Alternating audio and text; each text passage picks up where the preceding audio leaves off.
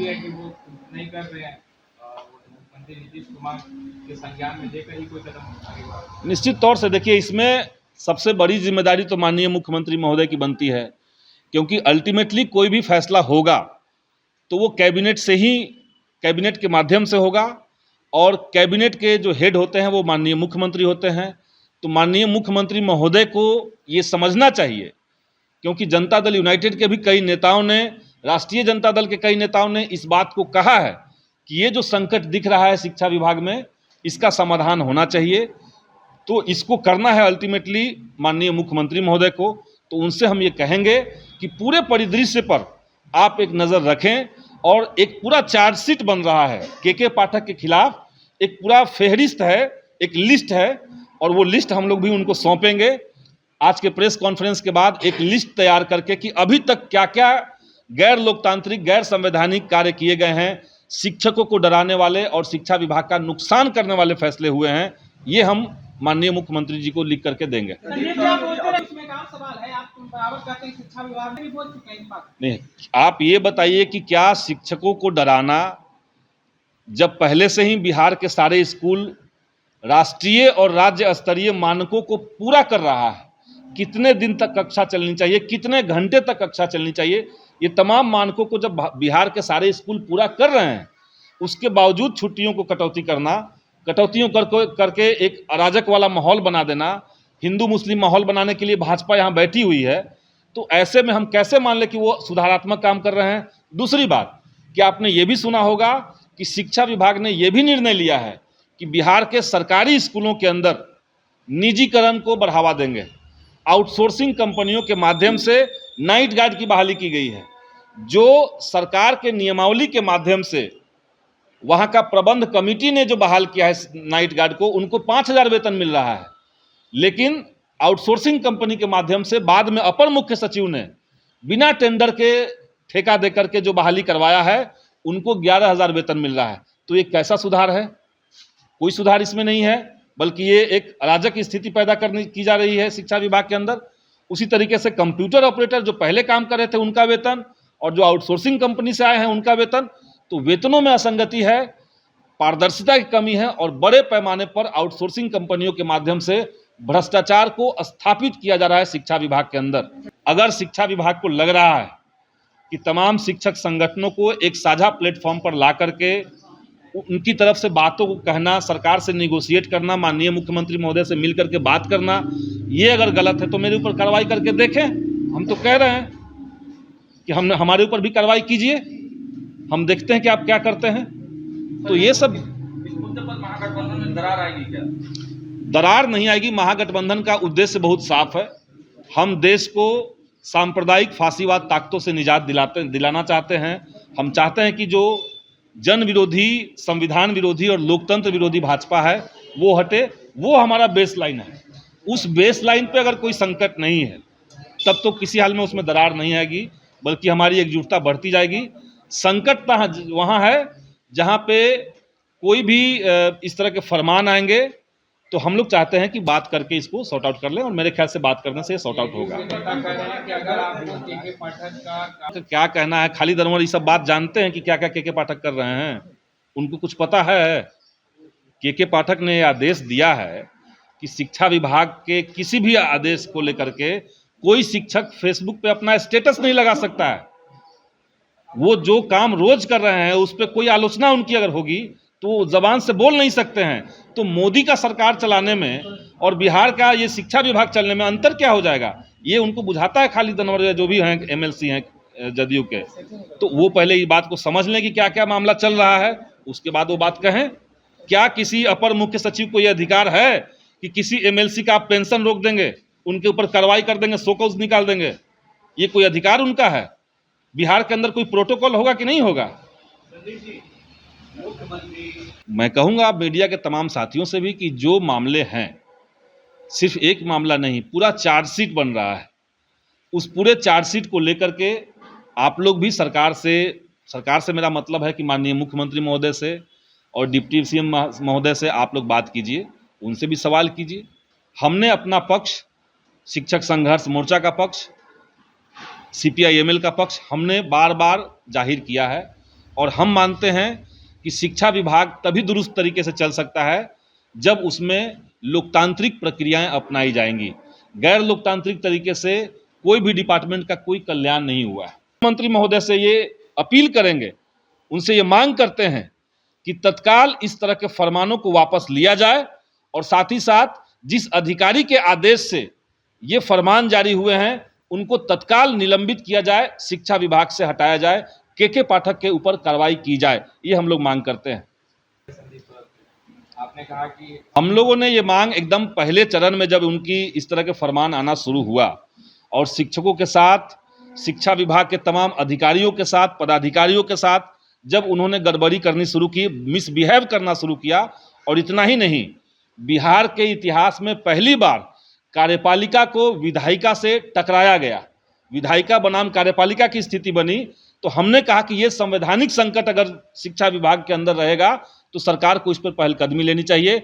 ये हमने सिर्फ माननीय मुख्यमंत्री से महोदय से नहीं कहा, बल्कि बिहार विधानसभा के अंदर भाकपा माले के विधायक दल के नेता माननीय महबूब आलम जी ने इसको सदन के अंदर भी रखा कि इस टकराहट को तत्काल सरकार रोके। तो हम लोग ये प्रयास कर रहे हैं कि ये जो संकट पैदा हुआ है, जैसे उदाहरण के लिए हम आपको बताएं, हमने विधानसभा के अंदर मांग उठाई थी कि जो TRE 1 है जिसका रिजल्ट जारी हुआ है उसमें सप्लीमेंट्री रिजल्ट सरकार को देना चाहिए, क्योंकि विभाग कोई भी बहाली निकालती है तो विभाग की जिम्मेदारी है कि उस बहाली को पूरा किया जाए, जितने सीट पे आपने बहाली निकाली है उतने सीटों को पूरा किया जाए।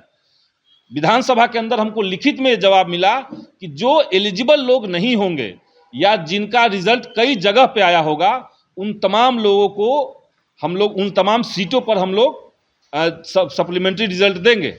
लेकिन हम देख रहे हैं कि कल जो अखबार के माध्यम से सामने आया, ये सप्लीमेंट्री रिजल्ट जरूर दे रहे हैं लेकिन मात्र 4700 पदों पर ही दे रहे हैं, जबकि हकीकत क्या है कि 1,10,000 की जो बहाली थी उसमें मात्र 90,000 छात्रों ने ज्वाइन किया। उसके बाद कई सारे स्टूडेंट्स ऐसे थे, कई सारे परीक्षार्थी ऐसे थे जिनका डॉक्यूमेंट में कमी पाया गया और वहाँ के जिला शिक्षा पदाधिकारी ने एक सर्कुलर जारी करके कई छात्रों को बाहर किया। तो इन तमाम पदों को जो अनएलिजिबल हो गए और जो कई जगह ज्वाइनिंग किए थे, इन सबको जोड़ करके जब देने का बात शिक्षा विभाग ने कहा, माननीय शिक्षा मंत्री जी के माध्यम से हमें जवाब मिला, लेकिन जब हम दोबारा से संपर्क उनसे कर रहे हैं तो उनका कहना है कि अपर मुख्य सचिव तैयार नहीं हो रहे। तो मतलब विधानसभा के अंदर जो जवाब शिक्षा विभाग के माननीय मंत्री दे रहे हैं उसको लागू करने के लिए भी अपर मुख्य सचिव अगर तैयार नहीं होंगे, हमारी सीधी मांग थी कि इस समय कम से कम 20,000 सीटों पर सप्लीमेंट्री रिजल्ट चाहिए। वैसे स्टूडेंट्स, वैसे अभ्यर्थी जो मिनिमम एलिजिबिलिटी क्राइटेरिया को क्रॉस कर चुके हैं, कुछ नंबर से जो मेरिट में, पहले मेरिट में नहीं आए थे, उनको तत्काल सरकार सेकेंड लिस्ट जारी करके ले। तो जहां 20,000 की बात थी वहां मात्र 4700 सीटों पर बहाली आ रही है। तो ऐसे कई सारे आदेश हो रहे हैं जहां पे शिक्षा मंत्री की बात शिक्षा विभाग के अपर मुख्य सचिव भी नहीं सुन रहे हैं। पूरा उनका जो भी कृत्य है, जो फरमान है, मैं कह रहा हूं कि क्या कोई भी व्यक्ति, माननीय मुख्यमंत्री को छोड़ दीजिए, क्या कोई भी व्यक्ति उस आदमी का तारीफ कर सकता है इस बात के लिए कि वो स्कूल में जाकर के किसी टीचर को गाली दे रहे हैं, किसी पदाधिकारी को अबे तबे कह रहे हैं, किसी टीचर को बॉडी शेमिंग कर रहे हैं मोटा कह करके, इसका तारीफ नहीं किया जा सकता है। उसी तरीके से स्कूलों में बिना कोई टेंडर करवाए आपने आउटसोर्सिंग कंपनियों को ठेका दे दिया। आप जो हैं फलाने ज़िले में गेस्ट टीचर को अपॉइंट करवाइए, वहाँ पे सेंट्रलाइज तरीके से मिड डे मील का योजना आप चलाइए, वहाँ पे आप ये करवाइए। तो ये जो ठेका पट्टा सिस्टम है, मैं इसमें कह रहा हूँ कि इसमें बड़े पैमाने पर पैसे का लेन देन हुआ है, विभाग के अंदर पैसा लिया गया है और जो भी बहालियाँ हो रही है उसमें भी पैसे लिए जा रहे हैं आउटसोर्सिंग कंपनियों के माध्यम से। तो इसकी तारीफ अगर कोई कर सकता है तो करके देखें। कर रहे हैं, इसको क्या कहें? इस पॉइंट पे तारीफ नहीं कर रहे होंगे। एक परसेप्शन ये बनाने की कोशिश हुई है, ये हम मानते हैं, एक परसेप्शन ये बनाने की कोशिश हुई है कि जब से के पाठक आए हैं तब से स्कूलों का व्यवस्था जो है वो ठीक हुआ है। तो उसमें कुछ पॉइंट हम मानते हैं कि कुछ पॉइंट सुधार हुए हैं। जैसे शिक्षकों की उपस्थिति, हम लोग पहले से ही कह रहे थे कि टीचर्स का जो स्कूलों में उपस्थिति है वो ठीक तरीके से होना चाहिए, नियम के मुताबिक होना चाहिए, छात्रों की उपस्थिति होनी चाहिए। तो यहाँ तक कोई दिक्कत नहीं था। लेकिन उसके बाद आप गलत तरीके से किसी महिला के सीएल को खारिज करके उसके ऊपर कार्रवाई करने लगेंगे, आप ये कह देंगे कि कोई भी टीचर सोशल मीडिया पे अपने व्हाट्सएप स्टेटस पे सरकार की किसी नीति की या शिक्षा विभाग के किसी भी फरमान का विरोध नहीं कर सकता है, तो ये सरासर गलत है, ये सरासर गैर संवैधानिक है। हम प्रयास कर रहे हैं और हम पार्टी के लेवल पे भी हमारी बैठक हुई है और 2 दिन पहले भाकपा माले की राज्य कमेटी की बैठक हुई है। उस बैठक में इस पर विस्तृत से चर्चा हुआ है और पूरी पार्टी ने कहा है कि ये जो कदम उठाया जा रहा है शिक्षा विभाग के माध्यम से, उसे लेकर के पार्टी स्तर पर भी बात होगी और बिहार शिक्षक संघर्ष मोर्चा के बिहाफ पे और एक एमएलए के बिहाफ पे मैं भी माननीय मुख्यमंत्री महोदय से मिलकर के बात करने की कोशिश करूंगा। सुप्रीम कोर्ट का ओपन स्कूलिंग पे जो फैसला आएगा, अब माननीय सुप्रीम कोर्ट ने कोई फैसला दिया है तो उस पर हम क्यों कुछ कहेंगे, उसको देखना सरकार का जो शिक्षा विभाग है, सरकार का जो लीगल डिपार्टमेंट है, वो लोग उसको देख करके उसके मुताबिक कार्रवाई करेंगे। वो तो सरकार को करना है। नियोजित के लिए सर आपकी तरफ से कहा जा रहा था कि नहीं कहा कि उनको एग्जाम नहीं देना पड़ेगा। देखिए, नियोजित शिक्षकों का मामला आप समझ लीजिए। नियोजित शिक्षक बिहार में जितने हैं उनको राज्यकर्मी का दर्जा देने की मांग बहुत पुरानी थी और उस मांग को बिहार शिक्षक संघर्ष मोर्चा के माध्यम से सारे शिक्षक संगठनों को एक प्लेटफॉर्म पर ला करके हम लोगों ने एक आंदोलन भी पटना में किया, शांतिपूर्ण तरीके से आंदोलन किया और कई लेवल पर सरकार से निगोशिएशन भी हुआ।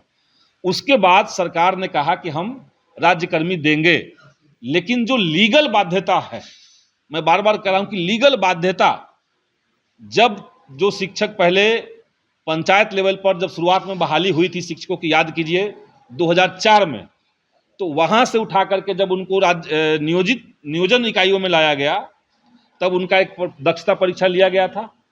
अभी सरकार का कहना है कि हम नियोजित शिक्षकों को राज्यकर्मी अगर देंगे तो उनका एक कैटेगरी बदल रहा है, नियोजन से वो राज्यकर्मी बन रहे हैं, तो इस बीच में अगर कोई परीक्षा नहीं होगी तो ये लीगली फंस सकता है, मामला कानूनी रूप से फंस सकता है।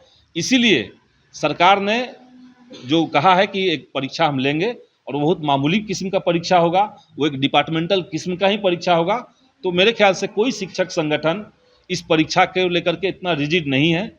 हमने ज़रूर शुरुआत में कहा था कि बिना शर्त देना चाहिए, लेकिन निगोसिएशन में जो बात निकल करके आई थी उसमें एक परीक्षा की बात हुई है और उस पर सब लोग तैयार हैं। कॉन्फ्रेंस बिहार शिक्षक संघर्ष मोर्चा की तरफ से बुलाया गया है और हाल के दिनों में शिक्षा विभाग की तरफ से जो कुछ ऐसे सर्कुलर आए हैं जो सीधे सीधे दिखा रहा है कि शिक्षा विभाग के कुछ अधिकारी, और मैं खास करके कहना चाहूँगा कि उसमें शिक्षा विभाग के अपर मुख्य सचिव के पाठक ये नहीं चाहते हैं कि शिक्षा विभाग के भीतर लोकतांत्रिक तरीके से पठन पाठन का कार्य हो। हाल में एक प्रेस रिलीज या नोटिफिकेशन शिक्षा विभाग से ये आया है कि कोई भी शिक्षक बिहार के हों वो किसी शिक्षक संगठन से नहीं जुड़ सकते हैं। इतना ही नहीं बल्कि सरकार की या शिक्षा विभाग की किसी भी नीति की कोई आलोचना वो कहीं नहीं कर सकते हैं, न मीडिया के माध्यम से, न अपने सोशल मीडिया के माध्यम से, न अखबारों में।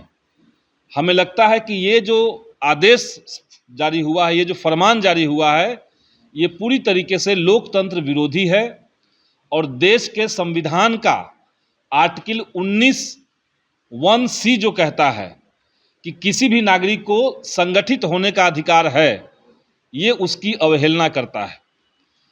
आर्टिकल 19(1)(c) ये कह रहा है कि हर नागरिक संगठित हो सकता है और अपना बार्गेनिंग पावर बढ़ा सकता है और विशेष परिस्थिति में ही इस अधिकार को खत्म किया जा सकता है, स्थगित किया जा सकता है।